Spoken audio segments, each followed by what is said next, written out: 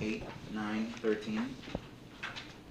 I'm just going to give you a couple of minutes to find it again. 1 Corinthians 8, 9, verse 8, I'm sorry, chapter 8, verse 9 through 13.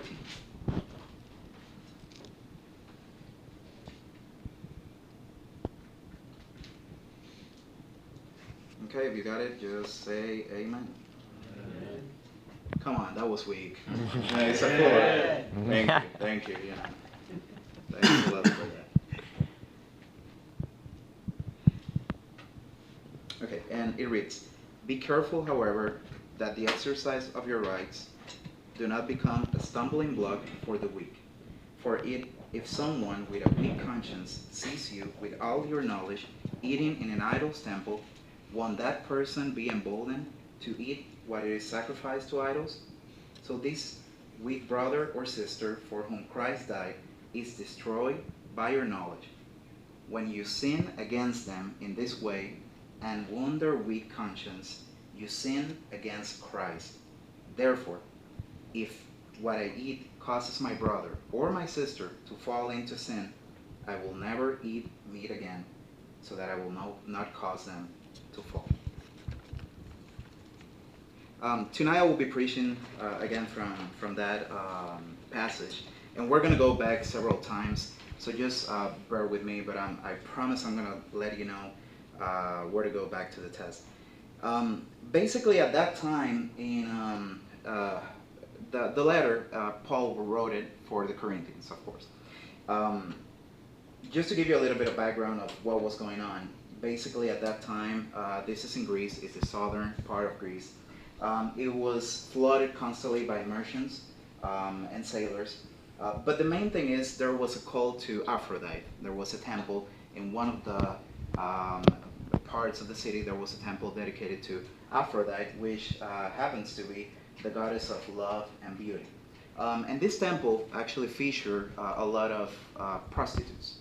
Actually, at one point, it is believed that probably from anywhere from 1,000 to 2,000 prostitutes were working at that temple.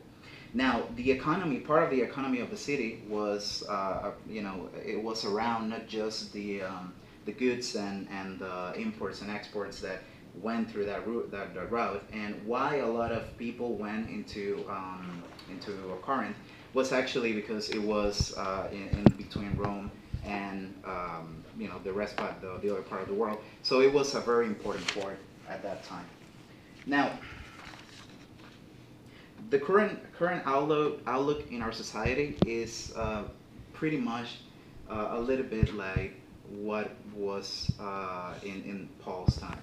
And actually, currently, we hear a lot of people complaining about how our society is in decay, how things are not going well, how the sin is growing, and I mean, every now and then I also hear people predicting that the end of the world is just around the corner because of the sin. But we also tend to forget that in biblical times, they were facing with some of the issues that we are facing today. They were facing with sexual immorality. They were facing with prostitution. They were facing with a lot of things that we can relate today. A lot of things that really hurt the people. And actually, sometimes right now, we don't fight necessarily against idols and goddesses and all this stuff. In a certain way we do. But our main fight today, you could say, is science, for example, or people that don't believe because it's not tangible, because they cannot, touch God, and there's not a logical way to explain God. But in this time, Paul's time, they were also fighting. They were fighting for people that believe in different gods, multiple gods, and actually the requirements or what those gods require from these people. What's actually, in the case of Aphrodite, was actually to have sex, was actually to engage in things that didn't lie. If you put them side by side with what the Bible teaches us, actually was against the moral of the Bible. So basically, Paul was facing what was in that world. He was writing to the Corinthians, basically because he received information from some people in the church of Corinth, just telling him, hey, man, these people, they're fighting, they're going into courts, this cannot go on. And Paul, at that point, he wrote this letter to them. Anyway, what I'm trying to say is that a recent Pew Research poll revealed that the Christian share of the U.S. population is in decline. Actually, this is true for young people, for the first time in adults. Now, why is that important?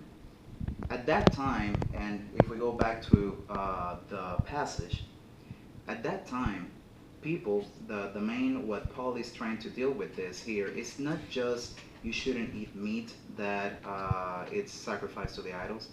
It is not the fact that you shouldn't go to the temple of a pagan god and eat.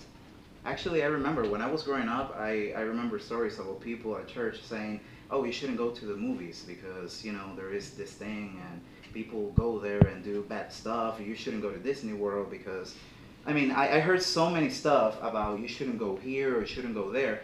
And then when I was reading this passage, it really reminded me about a lot of even kind of like superstition that we have in our days. So when going back to the passage, at that time, Paul had the same issue, the same deal. People were saying, no, you shouldn't go and eat a meat that is sacrificed to the idols. You shouldn't go to the temple of those goddesses, and you shouldn't eat there because that goes against every principle. You shouldn't. The thing is that the problem was not necessarily that going there was bad. The problem was not necessarily the eating of the meat. And actually, Paul, in the verses before that one, Paul talks about that. He said, you know what? You got the knowledge. You got the knowledge. Yes, you do. You know that you can eat this meat. You know that it's fine to eat at the temple. And I'm just going to make a quick pause here and just explain a little bit about what I say that. And it's the fact that at that time, Paul said, you know that those gods, they don't mean anything in this world. In the verses before the ones that we read, Paul said, those gods, they don't mean anything in this world. And you know this. You know who is the one and true God. You know that it's okay for you to eat the meat.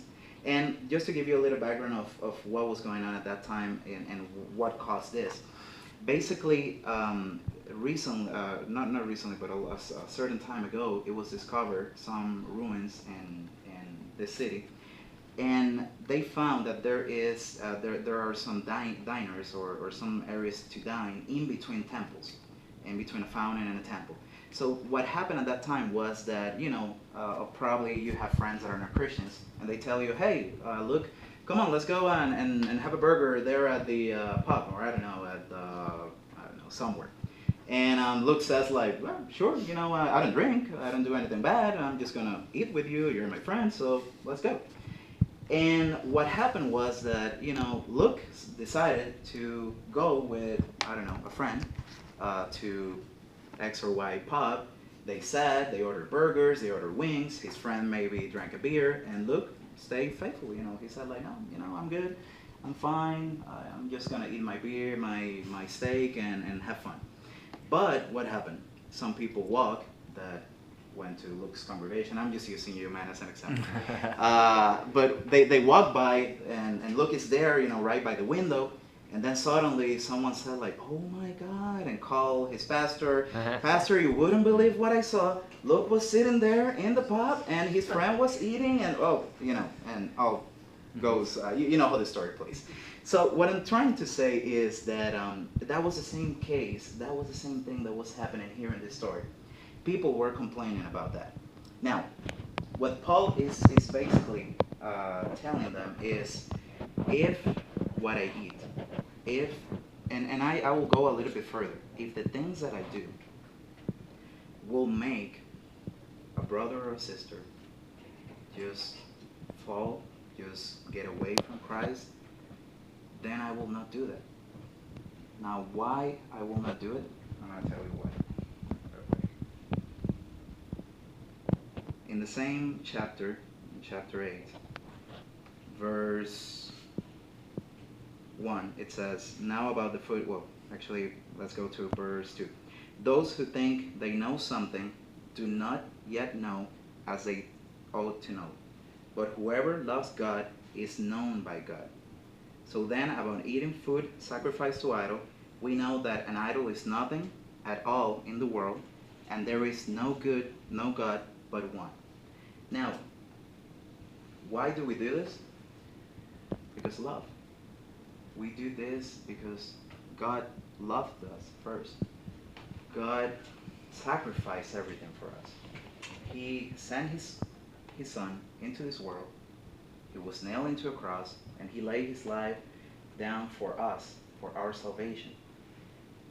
Now, personally, I have been asked by friends and people that I know all the time, hey Jose, why are you not drinking? And actually, people that have taken a couple of classes with me know that I tend to travel a lot, probably more than I should.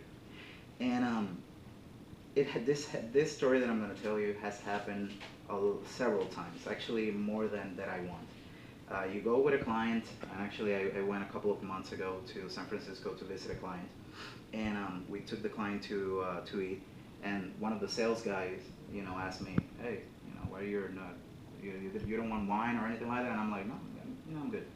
By the way, it's not that drinking wine is bad or anything like that. I'm gonna get to that point, so please don't raise your, pitchforks or anything like that yet.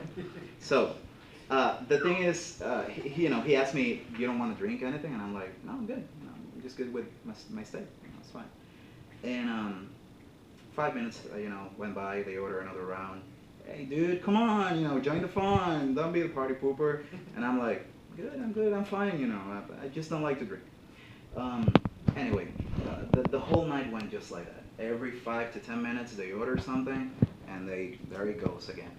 So it has gotten to a point that actually some people mind, because in business it is like expected that everyone will join the fun, and if you don't join the fun, you're not part of the crowd.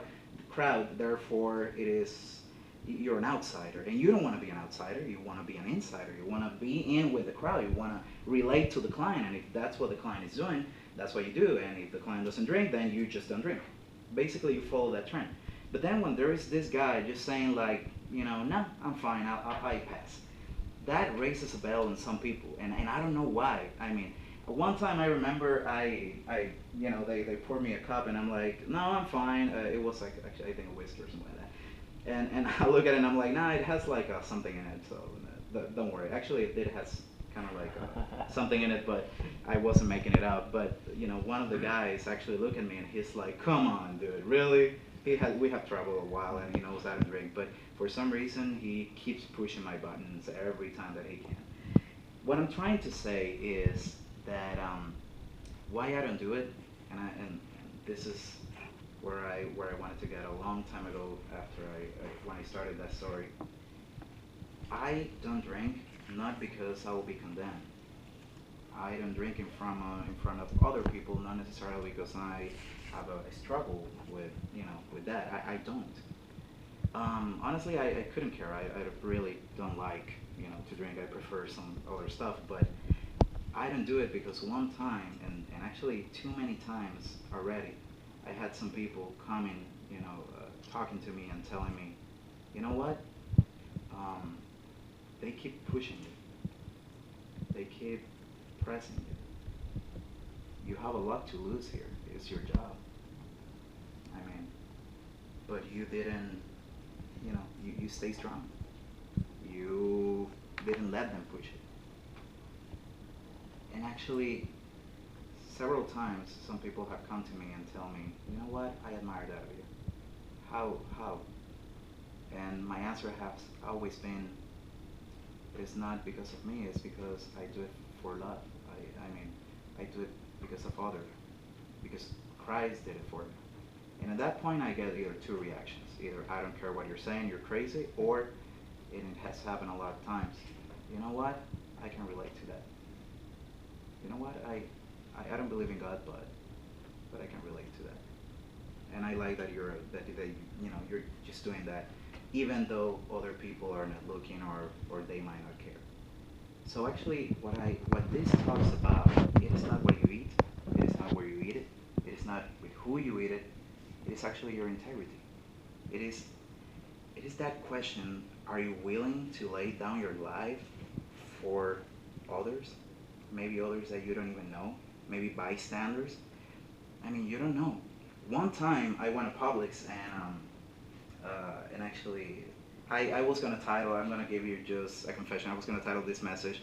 I didn't pay for that, but then I decided to remove the story. But I'm just gonna say it. The thing is, I went to Publix and I paid for everything. But then when I got to my car, I realized that it was, I mean, there was no way that I pay for everything that I bought that I pay so low. So I sat there, I checked my whole receipt, and I didn't find anything, out of the ordinary. So I went home, I'm unpacking, and then suddenly I'm like, you know what? The steak. It is impossible. I mean, the steak is about the same price that I paid for the whole thing. So I look at the receipt, and sure, I didn't pay for the steak. So I went back, got in my car, got the steak, put it in a bag, went back to Publix, and look at find the lady in the register, and I actually told her, hey, I'm sorry, ma'am, I didn't pay for the steak. You didn't charge me.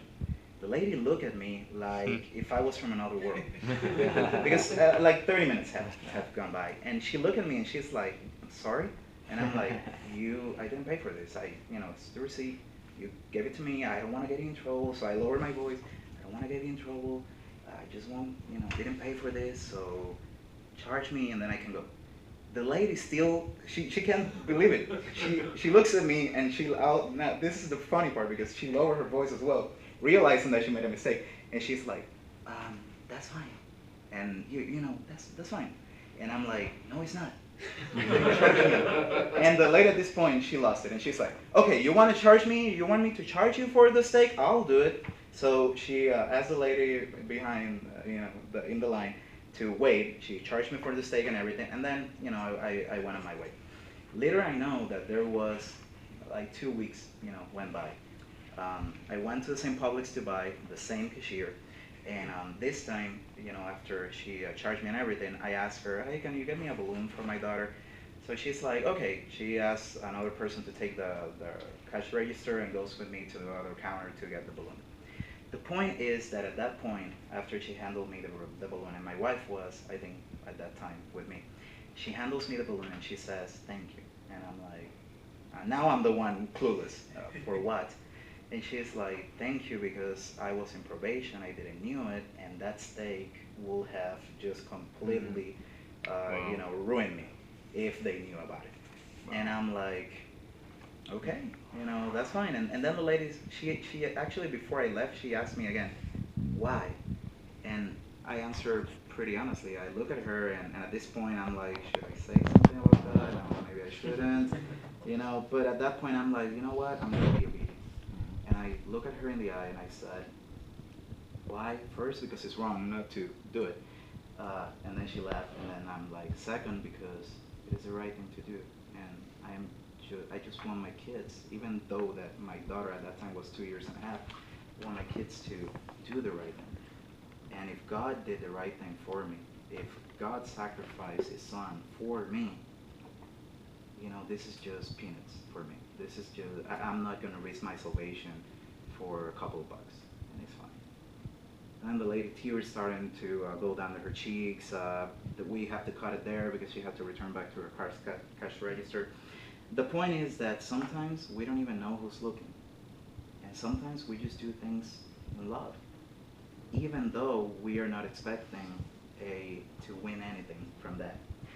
So anyway, just closing here in a few minutes.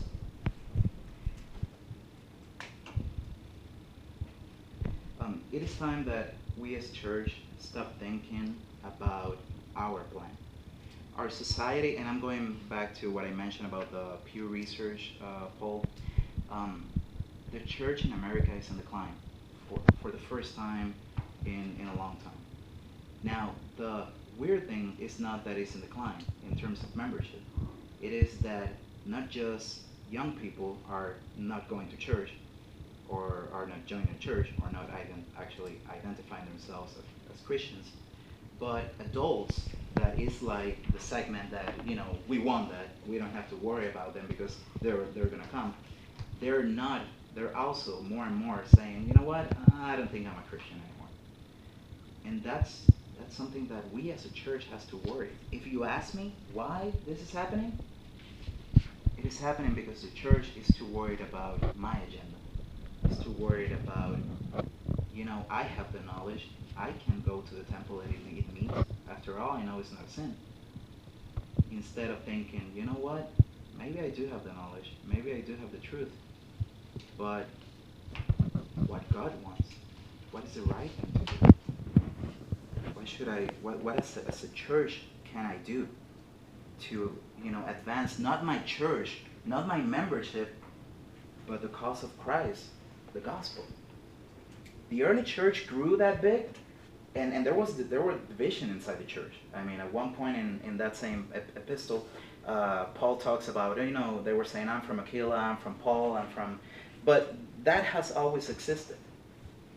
But for some reason, they work as one, they work as a whole, and they were more worried about furthering the gospel than furthering their own ministries and their own careers and their own churches. So my challenge to you today, as future ministers, my challenge to you today as Christians in general, is I think it's time to be back to become that city on a hill. I think it's time to be the salt of the earth again. I mean, if you think about it, I once went in a boat trip in the Dominican Republic, and it got pretty dark because of bad weather. And the only thing that I could see in the Dominican Republic, especially at that time, a couple of years ago, they shut down all the lights except for the hotels. The rest of the city goes dark to power the hotels and the shopping malls and stuff. I don't know if it's still like that, but 5 years ago it was. So I'm in Punta Cana, and the boat is trying to get to shore. The waves are pretty bad. And the only thing that I could focus my eye on were the hotels that were still light up in the coast. And I think it's time, as I said, to be again that city on a hill, to shine as a beacon to the world. So when people look at us, we don't look back at them and say, oh, I have the knowledge, this is fine. People are not looking for knowledge. They're looking for actions. They're looking for Christ. They're looking for a Savior. And if we can portray that Savior into the world, if we can be Christ's legs and hands in this world, then we're being successful as Christians, and we're fulfilling His Great Commission. And I had a song, I'm about to run out of time, but it was from Casting Crowns, so I'm not going to play it, I'm just going to read it. It's called The City on a Hill, and it says, Do you hear of the city on a hill? Said some old man to the other. It once shined bright, and it will be shining still, but they all started turning on each other. Sounds familiar to what happened in Corinth? People turning into each other, Christians fighting among Christians. Does it sound as us when someone corrects us, tell us something at church, you know what, you shouldn't do this, and we go like, oh, he's not my boss, he's not my pastor, I don't care. I think it's time to go back to basics, and the basic is love. We do it because of love. So just be that city on a hill again, every day, with every action, on every single second that you have in this life. Just do the right thing. Not because it is what we should do, but actually because it is what Christ will do for us. So thank you. God bless you.